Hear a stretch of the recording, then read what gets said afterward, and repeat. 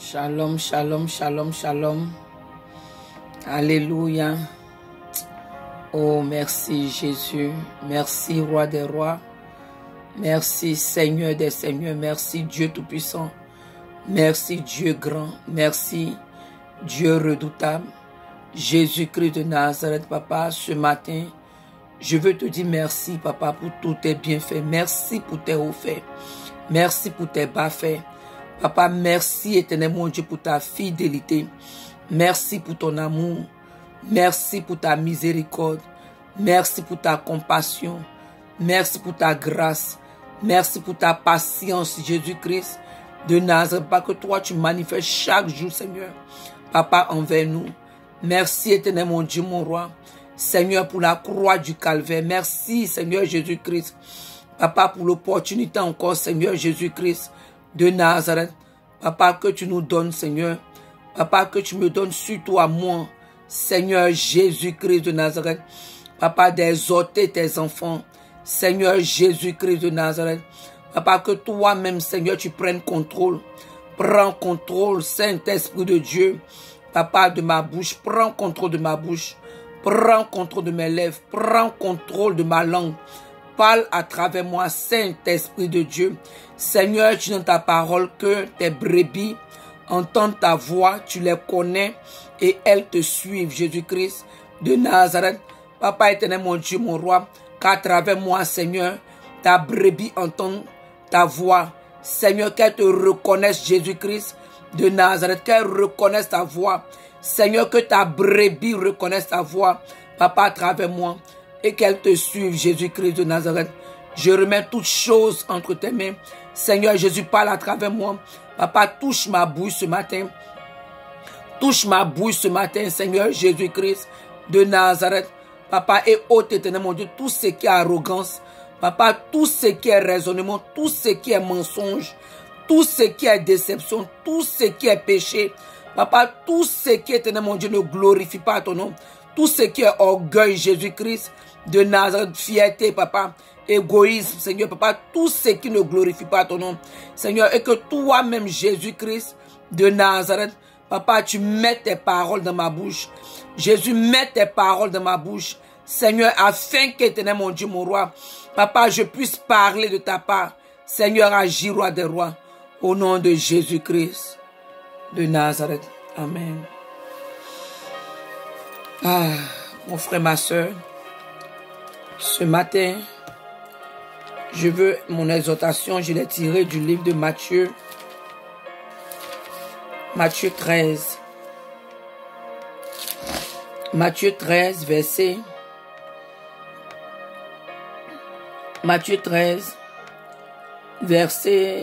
41. Matthieu 13, verset 41. Matthieu 13, verset 41. Il dit, la parole de Dieu nous dit, il dit le Fils de l'homme. Je vais lire à partir du verset 36. J'ai lu Matthieu 13, verset 36 à 43. Il dit, alors il renvoya la foule et entra dans la maison. Ses disciples s'approchaient de lui et dit, explique-nous la parabole de l'ivraie du champ. Il répondit, celui qui sème la bonne semence, c'est le Fils de l'homme. Le champ, c'est le monde. La bonne semence, ce sont les fils du royaume. L'ivraie, ce sont les fils du malin. L'ennemi qu'il a sémé, c'est le diable. La moisson, c'est la fin du monde. Les moissonneurs, ce sont les anges. Or, comme on arrache l'ivraie et on la jette au feu, il en sera de même à la fin du monde. Le Fils de l'homme enverra ses anges qui arracheront de son royaume tous les scandales et ceux qui commettent l'iniquité. Et ils les jeteront dans la fournaise ardente où il y aura des pleurs et des grincements de dents. Alors les justes resplendiront comme le soleil dans le royaume de leur Père. Que celui qui a des oreilles pour entendre, entende. Je vais lire ça dans la version Parole vivante. Même aussi, le semeur aussi, c'est une version que j'aime de la Bible.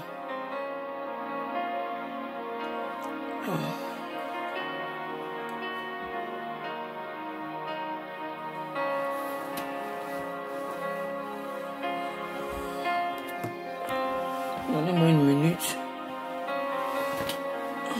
J'ai mis ce téléphone-là.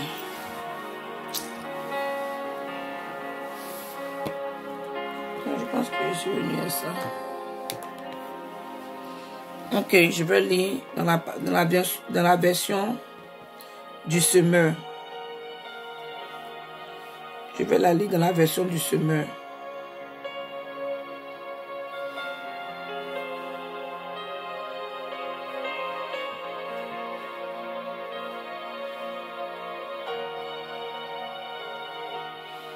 Ok.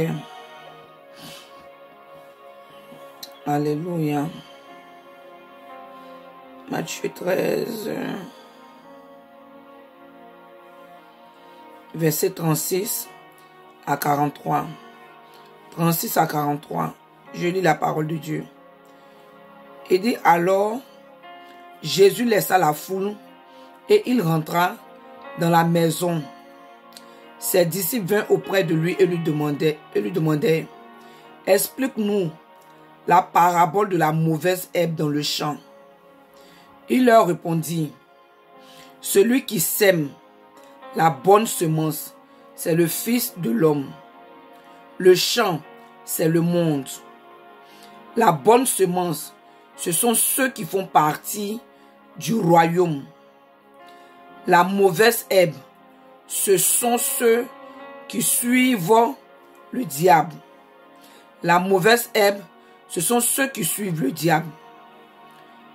L'ennemi qui a semé les mauvaises graines, c'est le diable. La moisson, c'est la fin du monde. Les moissonneurs, ce sont les anges. Comme on arrache la bonne herbe et qu'on la ramasse pour la jeter au feu, ainsi en sera-t-il à la fin du monde. Le Fils de l'homme enverra ses anges et ils élimineront de son royaume tous ceux qui incitent les autres à pécher et ceux qui font le mal. Ils les précipiteront dans la fournaise ardente où il y aura des pleurs et d'amers regrets. Alors, les justes resplendiront comme le soleil dans le royaume de leur Père. Celui qui a des oreilles, qu'il entende. Je veux plus m'appuyer sur mon exhortation sera à partir du verset 41 à 43. Et dit, le Fils de l'homme enverra ses anges et ils élimineront de son royaume. Il dit, le Fils de l'homme enverra ses anges et il éliminera de son royaume. Il n'a pas dit il va éliminer d'un autre royaume, du royaume de Satan. Mais il dit de son royaume. Lui-même le Fils de l'homme, là, son royaume, là, sa maison. Sa maison. Donc ici, là, ça me fait comprendre quand le Seigneur dit, quand Pierre a dit que le jugement va commencer dans la maison de Dieu. Ça explique ce verset-là. Ça m'explique ce verset-là clairement. Ça confirme ce que Pierre avait dit dans son épître. Dans sa lettre à l'église. Et aujourd'hui, les gens ne veulent pas. Quand tu veux venir adresser, quand tu parles aux chrétiens, quand tu dénonces les œuvres des ténèbres dans l'église, Tu parles aux chrétiens. Tu t'adresses aux chrétiens. Tu corriges les chrétiens. Tu censures les chrétiens. Comme le livre de 2 Timothée le dit, tu corriges, tu censures, tu interpelles les chrétiens. Oh non, laissez les chrétiens. Allez-y prêcher aux païens, ceux qui ne connaissent pas Christ. Allez-y leur prêcher. Allez-y gagner les âmes. Vraiment, dans la maison même là, la maison même, ta maison même est sale. Mais toi, tu vas aller balayer chez le voisin. C'est à cause de la Bible dit que il faut enlever d'abord la paille qui est dans tes yeux, au lieu d'aller enlever la poutre qui se trouve dans l'œil d'autrui. Toi-même, ta maison est sale. Toi-même là, tu n'arrives pas à manger. Mais toi, tu vas aller donner manger à quelqu'un d'autre. Il dit, le Fils de l'homme enverra ses anges et ils élimineront de son royaume, dans la maison de Dieu, dans l'église. Il n'a pas dit du royaume de Satan, ou bien dans le monde, parce qu'il a parlé du monde, mais il a parlé de son royaume, et puis il vient en bas, et puis il parle de son royaume. Donc parmi ceux dans l'église, nous qui disons que nous sommes des chrétiens, nous avons accepté Jésus-Christ de Nazareth comme notre sauveur et notre Seigneur personnel là. C'est de nous qu'il parle. Donc souffrez que on parle à l'église. Souffrez que on s'adresse aux chrétiens. Parce que nous personnellement, ma soeur et moi, le Seigneur, le mandat qu'il nous a donné, c'est d'aller réveiller les chrétiens endormis. Les chrétiens qui sont dans la maison de Dieu, qui sont endormis, qui incitent les autres à pécher et qui font le mal là. C'est eux qu'on doit venir réveiller. Dans l'autre version, il dit que il dit le fils de Matthieu 13, verset 41. Il dit le Fils de l'homme enverra ses anges qui arracheront de son royaume tous les scandales et ceux qui commettent l'iniquité. Et je vous dis toujours que quand on parle, il n'a pas parlé de ceux qui commettent le péché, ceux qui pratiquent le péché, non. Il dit ceux qui commettent l'iniquité. Il n'a pas parlé de ceux qui commettent le péché. Il dit ceux qui commettent l'iniquité. C'est ce qu'il dit toujours aux chrétiens. Je dis l'iniquité là. C'est quand toi-même, tu sais que mentir, tu connais ce qui est péché, mais volontairement, tu t'en vas et tu commets ce péché là. C'est ça qui est iniquité. Par exemple, tu sais que voler, la Bible dit de ne pas voler. La Bible dit de ne pas mentir les uns aux autres. La Bible même dit de ne pas mentir. Tu sais que le mensonge, c'est un péché devant Dieu. Mais toi, en tant que chrétien, tu prends malgré que tu sais, étant donné que tu sais que le mensonge est un péché, la fornication est un péché, les critiques, médisance, commérage, division, pornographie, masturbation, ivrognerie, sorcellerie, égoïsme, hypocrisie, orgueil. Tu sais que c'est un péché, mais quand même tu fais, ça devient iniquité. Parce que les païens, ils sont étrangers à la vie de Dieu. Ils ne connaissent pas la parole de Dieu. Non, ils ne connaissent même pas même que eux ils sont dans le péché. Ils ne savent pas que d'autres même ils sont en train de pécher contre Dieu. Mais ils ne savent pas que c'est un péché. Mais ici là, le Seigneur dit, il va envoyer ses anges pour éliminer, pour arracher de son royaume, dans sa maison, tous ceux qui sont à sujet de scandale. Beaucoup de chrétiens dans l'église, nous sommes des sujets de scandale. Nous commettons l'iniquité. Nous faisons le mal. Nous incitons les autres à pécher. Non, il dit, le jour du jugement là, il dit que ce jour-là, à la fin du monde, il dit à la fin du monde, lui, il va envoyer ses anges pour venir les mettre dans son royaume.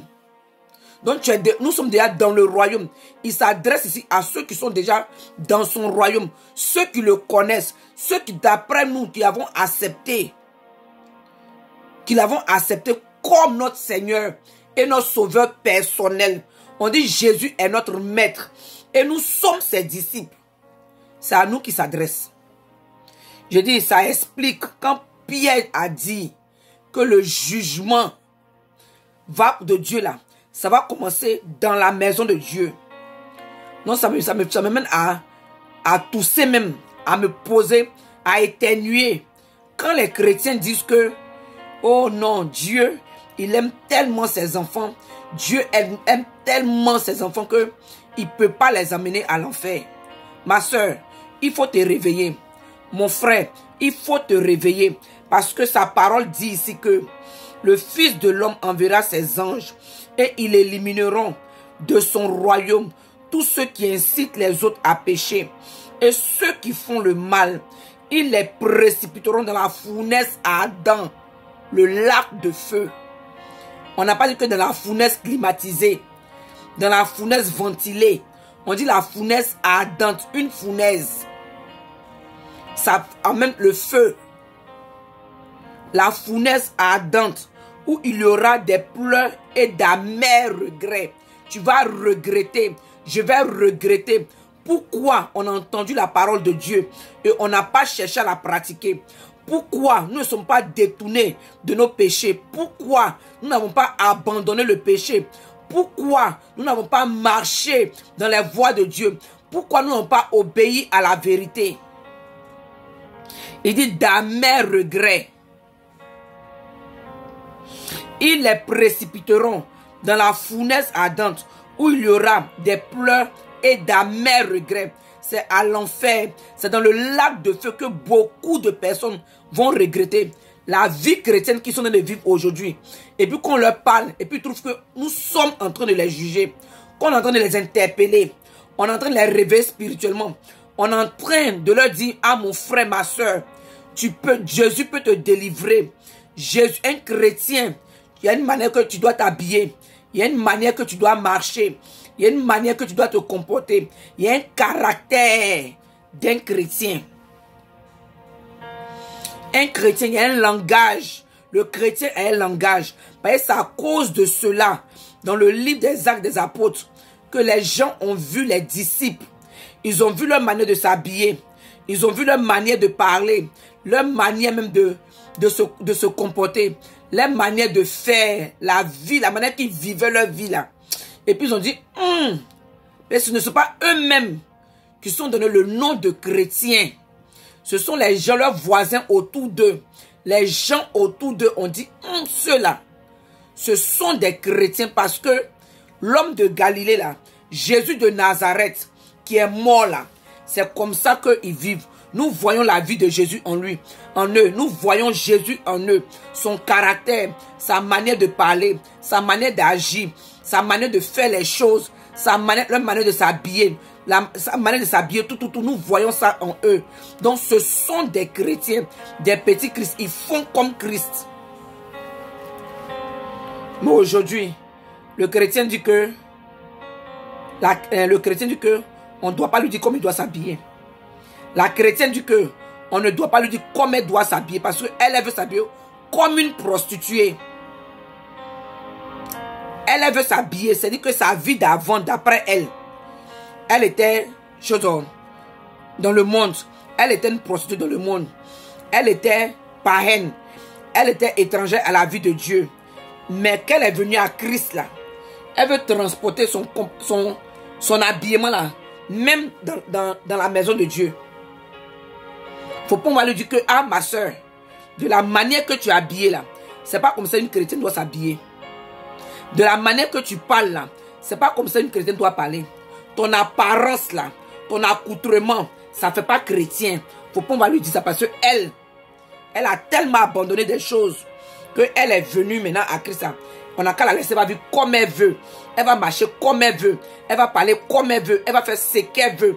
Il va faire ce qu'il veut. Parce que lui, il a abandonné sa vie passée pour venir à Christ. Alors que la vie chrétienne, la foi chrétienne, c'est une vie d'éducation. Le Saint-Esprit éduque. Le Saint-Esprit, là, il éduque. C'est une vie pratique. C'est pas une vie de fiction. C'est pas une illusion. Non, non, non, non, non, non. C'est une vie pratique. J'ai dit les chrétiens, on sera beaucoup surpris. On sera beaucoup surpris. Parce que le chrétien pense que tout ce que lui doit faire là, il a accepté Jésus, c'est fini. La Bible dit, dans son royaume, hein, il n'a pas dit ailleurs, il dit son royaume, dans sa maison. Le Seigneur dit que dans sa maison, dans son royaume là, il va envoyer ses anges pour venir éliminer de son royaume tous ceux qui incitent les autres à pécher. Toi qui incites les autres à mal s'habiller. Toi qui incites les autres à mentir. Toi qui incites les autres à avoir l'allure d'une prostituée. Tu encourages ça. Toi qui incites les autres à transgresser les lois de Dieu là. Toi qui fais le mal. Il dit, il va venir, il va envoyer ses anges pour venir éliminer de son royaume, de sa maison. Parce qu'on dit la charité bien ordonnée là, elle commence par soi-même. Et aujourd'hui, beaucoup les chrétiens, comme j'ai l'habitude de le dire, que nous les chrétiens,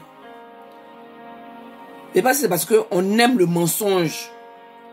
Et on aime vivre aussi dans le mensonge. Et on aime aussi pratiquer le mensonge. Donc on n'aime pas la vérité.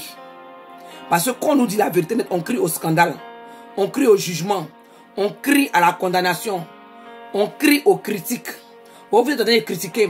Vous êtes en train de me condamner. Vous êtes en train de me juger. Aujourd'hui, les chrétiens, oh, allez-y prêcher aux gens du dehors. Mais l'église même est malade. L'église même là, il y a des malades dans l'église. C'est de ça même qu'il est en train de parler en ce moment-là. Il y a des malades à l'église. Il y a ceux qui incitent les autres à pécher dans l'église. Il y a ceux qui font le mal dans l'église. Il y a ceux qui sont sujets à scandale dans l'église. Quand on dit vol, scandale de vol dans l'église, scandale de mensonge dans l'église, scandale de fraude dans l'église, scandale d'adultère dans l'église, scandale de sex tape dans l'église. En tout cas, tous les scandales, le nom de l'église est cité, le nom des serviteurs de Dieu est cité, le nom des servantes de Dieu, le nom des chrétiens, c'est cité. Bon, au lieu de chercher à soigner les malades qui sont dans l'église là, non, on n'a qu'à encore aller prendre d'autres malades pour les emmener. Même dans les hôpitaux, actuellement là, on refuse même les cas qui ne sont pas graves. À cause du corona là, il y a des malades qu'on refuse à l'hôpital. Il dit, même naturellement là, la vie qu'on vit là, à cause du corona en ce moment là, les hôpitaux refusent des malades. Si ton cas n'est pas grave là, il ne faut pas venir à l'hôpital. Maintenant, pourquoi dans l'église, on n'a pas fini de traiter ceux qui sont dans l'église, soigner les maladies de l'église là, mais on veut aller prendre, on n'a qu'à aller prêcher aux chrétiens, ceux qui ne connaissent pas Christ. Pourtant, toi-même qui es dans l'église, hein, tu es malade, même ta maladie dure par exemple 40 ans. Tu as la même maladie, c'est mensonge. Depuis 40 ans, tu es à l'église, hein, tu continues de mentir. Tu n'as pas encore arrêté de mentir. Tu n'as pas encore été délivré du mensonge. Tu n'as pas encore été délivré de la fornication, de l'adultère, de la masturbation, de la pornographie, de l'orgueil, de la fierté, de l'égoïsme, de la sorcellerie consciente même ou inconsciente, de l'envie, de l'hypocrisie, division, querelle, critique, calomnie, vengeance. Tu n'as pas encore été délivré de ça. Mais toi, tu vas aller prendre un autre malade pour venir encore le mettre, ajouter à ce que tu as, les malades qu'on a déjà à l'hôpital. Pourtant, toi-même, médicament, c'est que les chrétiens, on est tellement hypocrites. Le chrétien est tellement hypocrite. Parce que nous-mêmes là, le Jésus qu'on veut aller vendre aux autres là, ce médicament qu'on veut aller vendre aux autres, on dit que, en tout cas, Jésus guérit les malades. Jésus guérit ça. Il délivre de la sorcellerie. Il délivre de prison spirituelle. Il délivre. Jésus fait ceci. Jésus fait cela. Jésus fait tout ça là. Nous-mêmes, les chrétiens, dans la maison là, on n'a pas encore été guéris. Le médicament qu'on veut aller vendre aux autres là, qui est Jésus là, il ne nous a pas encore soigné. Même nous-mêmes, nos maladies là, il n'a pas encore soigné ça. Mais le Seigneur dit que dans sa maison, dans son royaume, hein, il dit le Fils de l'homme enverra ses anges et ils élimineront de son royaume tous ceux qui incitent les autres à pécher et ceux qui font le mal. C'est dans sa maison, c'est dans son royaume. Il y a des gens dans son royaume qui incitent les autres à pécher. Dans son même royaume là, il y a des gens qui font le mal. Dans son même royaume là, il y a des gens qui il y a les scandales dans son royaume. Et ceux qui commettent l'iniquité dans son royaume. Non, il dit, il va régler ça d'abord. Ça cause, c'est dit, Pierre a dit que le jugement là, ça va commencer d'abord dans la maison de Dieu. C'est à cause de ce que Jésus lui a dit ici là, que Pierre allait nous répéter ça quand il écrivait, quand il parlait à l'église.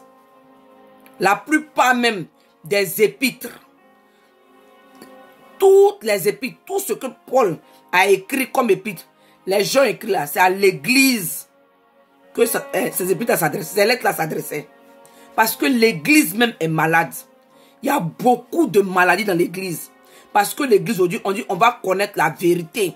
Et c'est la vérité qui va nous rendre libres. Il y a tellement de prisonniers dans l'église. Il y a tellement de malades dans l'église. Parce que l'église n'aime pas la vérité. L'église aujourd'hui aime les messages d'excitation. L'église aime les messages de choses comme d'émotion. On n'a qu'à venir nous exciter. Il ne faut pas venir nous pointer, comme le dirait un prédicateur. Une fois que tu pointes le péché des chrétiens, c'est fini. Tu as un problème avec eux. Quand tu viens là, faut pas dire que, faut pas prêcher la repentance. Même quand tu prêches la repentance là, faut pas nommer les péchés là un à un. Mon frère, quitte le mensonge. Répands-toi du mensonge. Non, non, non, non, non, non, non, non, non. Parce qu'une fois que tu commences à nommer, parle de la repentance en grosso modo. Et puis là, il ne sait pas de quoi tu parles. Donc, il ne se sent pas indexé. Mon frère, ma soeur, le jugement va commencer dans la maison de Dieu. Avant d'aller prendre les autres dehors là, avant d'aller juger les autres là, nous-mêmes dans notre maison, l'église même là, on n'a qu'à se juger d'abord. On n'a qu'à régler nos problèmes. C'est pourquoi les gens sont en train de dire que on ne sait pas pourquoi chez les musulmans, ils ne sont pas en train de s'exposer, ils ne sont pas en train de se critiquer, mais c'est tous les chrétiens sur la toile, sur les réseaux sociaux, en train de se dénigrer. Oh, c'est vrai ça? Mais si l'église n'était pas malade là, on n'est pas se mettre sur les réseaux sociaux pour parler de ça. Pourquoi le Seigneur n'a pas parlé des autres? Mais quand ses disciples ont dit, explique-nous cette parabole du semeur là. Qu'est-ce qu'il a dit? Il dit dans son royaume. Donc c'est pour dire, c'était pour interpeller les pierres là.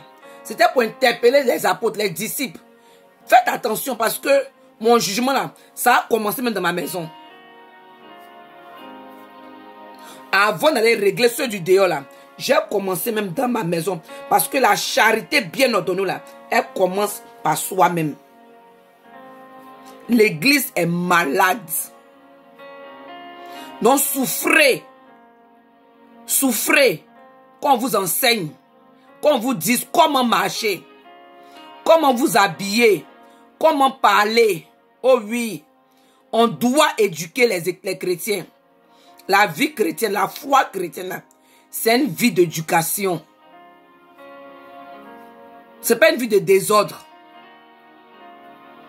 On ne vient pas dans le royaume de Dieu pour faire ce qu'on veut, comme on veut, parler comme on veut, se comporter comme on veut, s'habiller comme on veut. Il ne faudrait pas qu'on parle. Parce que toi, tu es une grande chantre. Tu es un grand chantre. Tu es un grand pasteur. Tu es un grand docteur. tu es un grand apôtre, tu es un grand prophète, une grande prophétesse. Dans la maison de Dieu là, il y a des règles, il y a des principes, il y a des lois. Et comme ça cause le Seigneur que ça va commencer dans sa maison. Chrétien, le jugement de Dieu va commencer dans sa maison. Ça va pas commencer dehors. Donc c'est maintenant que chacun de nous, c'est le temps, il est plus que important on s'adresse aux chrétiens.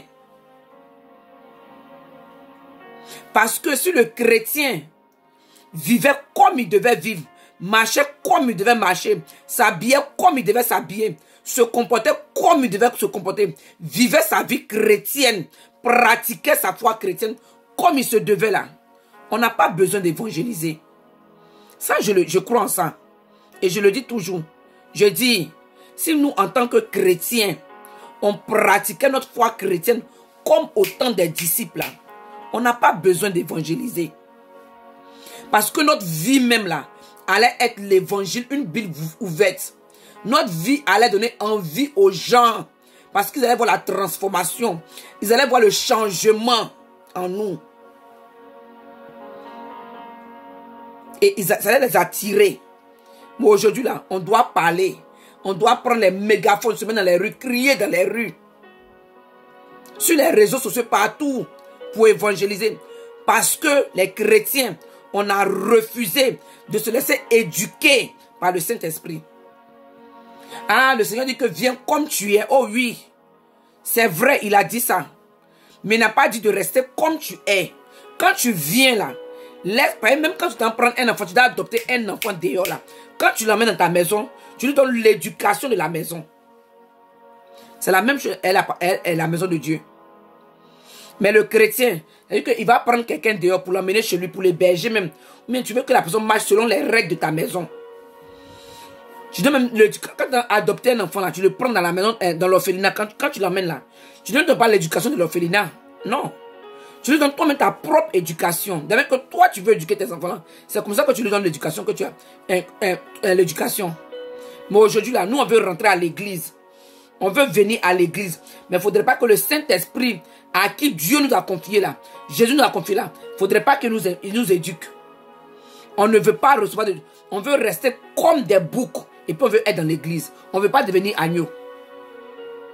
Mais quoi? On a fait trop de sacrifices pour Dieu. Tellement on a